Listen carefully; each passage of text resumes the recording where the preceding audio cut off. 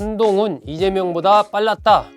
자, 이거 무슨 얘기일까요? 한동훈 이재명보다 빨랐다. 달리기를 더 빨리 달렸다는 얘기일까요? 예, 한동훈 후보가 이재명 후보보다는 젊으니까 빨리 달릴 수도 있겠죠. 예, 그 얘기가 아니고요. 후원금 모금, 후원금 모금이 빨랐다. 이재명 후보가 한 23시간 정도 그렇게 걸렸다고 보도가 됐습니다. 6만 3천 명 정도 후원자들이 후원을 했고, 이 한도가 29억 4천만 원입니다. 29억 4천만 원. 23시간 만에 이재명 후보는 6만 3천 명 정도가 후원을 했고, 그 중에 99%가 10만 원 미만의 소액 후원자들이었다. 이렇게 밝혔습니다. 이재명 후보도 제명인의 마을 등 포함해서 이른바 팬덤을 갖고 있는 그러한 정치권에 몇 안 되는 정치인 중 한 명이다 보니까 빨리 이런 후원금을 모금한 것 아닌가, 그렇게 볼 수 있는 거죠. 그런데 이재명 후보 23시간 걸렸는데 한동훈 후보 11시간 만에 모금액을 채웠습니다. 10시간 55분 만에 채웠다. 이렇게 보도가 나왔습니다. 법정 한도 29억 4천만 원을 채웠다. 총 전부 후원한 전체 숫자가 3만 5천 명, 3만 5천 38명. 이렇게 봤을 때 1인당 한 8만 3,984원 정도, 1인당 평균 이 정도 한 것이다. 나눠보면, 산술적으로 나눠보면 그렇다는 얘기죠. 10만 원 이하 소액 후원자가 3만 2,893명, 93.9%. 그러니까 이재명 후보 10만 원 미만 소액 후원자가 99%, 한동훈 후보 93.9%.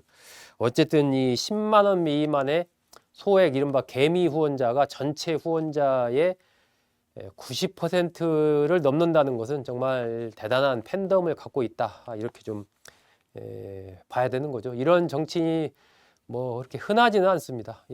한동훈 후보도 그 위드훈이 팬카페 아마 거기가 중심이 돼서 하지 않았을까 싶고, 아마 그 팬들 사이에 그러지 않았을까요? 이재명 후보가 23시간 만에 채웠다는데 우리 그 전에 채우자 해서 아마 막 그 드라이브하고 그러지 않았을까. 이건 제 추측입니다. 그런 좀 생각이 듭니다. 어쨌든 한동훈이 이재명을 제쳤다. 후원금 모금에 있어서.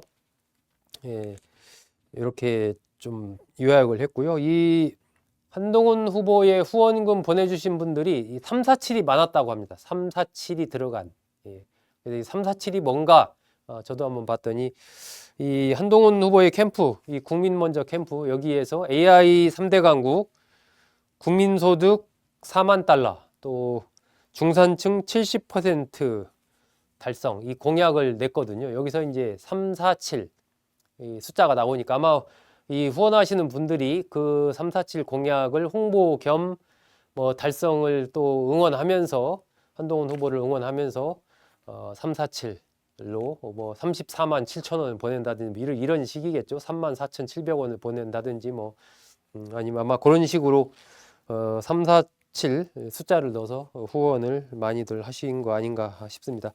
이 한동훈 후보 후원회장은 제2연평해전 전사자인 고 한상국 상사의 아내 김한나 씨가 맡고 있습니다. 김종혁 특보단장은 이런 후원이 조기에 마감된 것에 대해서 좋은 정치를 해달라는 국민의 마음이 그만큼 큰 것 아니겠느냐, 이런 소망을 밝혔습니다. 전당대회 때 과거의 흐름도 보면은 이제 한동훈 후보 측에서 모금 한도를 채우는 게 이재명 후보보다는 조금 빨랐습니다. 과거에도. 지난해 전당대회 때 보면은 한동훈 후보는 후원 계좌를 공개하자마자 한 8분 50초 만에 모금 한도 1억 5천을 모금을 했거든요. 이재명 후보는 그 2022년 전당대회 출마했을 때 그때 2시간 정도 걸렸습니다. 8.28 전당대회 때죠. 그때 2시간 정도 걸려서 1억 5천만 원 모았는데, 한동훈 후보는 작년 7월이죠. 전대할 때 8분 50초 만에 1억 5천을 모았다. 그러니까 속도전에서는 한동훈 후보의 지지자들이 이재명 후보의 지지자들을 좀 앞서는 것 같습니다. 하지만 뭐 여기 후원금을 이렇게 빨리 모은다고 해서 지지율이 또 빨리 그렇게 또 올라가는 거랑은 또 다른 문제이기 때문에 지지자들로서는 후원금을 열심히 빨리 모아주고 이것이 지지율의 급상승으로 이어지기를 좀 기대하는, 응원하는 그런 마음이 있지 않을까 하는 생각을 해 봅니다. 이재명 후보 측도 그렇고 한동훈 후보 측도 그렇고 어쨌든 이렇게 상당한 팬덤을 갖고 있다 보니까 후원금 뭐 이 29억 4천만 원이라는 게 적은 금액이 아니지 않습니까? 이 엄청난 금액인데 그걸 몇 시간 만에 이렇게 모을 수 있다라는 것은 참 대단한 팬덤들의 어떤 그런 움직임을 보여주는 것 아닌가 하는 생각이 듭니다. 이런 가운데 어쨌든 국민의힘 경선이 진행되고 있고 오늘 이제 4명으로 압축이 될 텐데 이 경선의 형식이 새로운 어떤 정책과 비전을 제시하는 것보다는 좀 서로 이제 B급 인사 뭐 모렴치 뭐 이런 뭐 얘기 뭐 키 큰데 왜 또 키높이 구두 신냐 뭐 이런 여러 가지 얘기를 하면서 조금 이게 경선의 양태가 너무 좀 뭐라고 할까요? 투박하다고 할까요? 뭐 이렇게 가는 것 아니냐 좀 그런 비판이 좀 나오고 있습니다. 특히 아까 그 토론회 게임에서 다시 태어나면 바퀴벌레로 태어나겠냐, 바퀴로 태어나겠냐, 뭐 이런 질문, 이런 것이 과연 이 집권했던 여당의 경선 대선 후보를 뽑는 경선에서 해야 될 질문이냐, 이런 얘기가 나오고 있는 것이죠. 그래서 조금 더 이 대선 주자들이 정말 정책을 가지고 심도 있는 토론하는 모습을 보여주고 또 상대에 대한 검증성 질문을 하더라도 좀 정확하게는 사실에 근거해서 팩트를 가지고 이야기하는 그러한 어떤 수준 높은 모습 이런 것을 유권자들이 보고 싶어 하지 않나 하는 생각이 듭니다.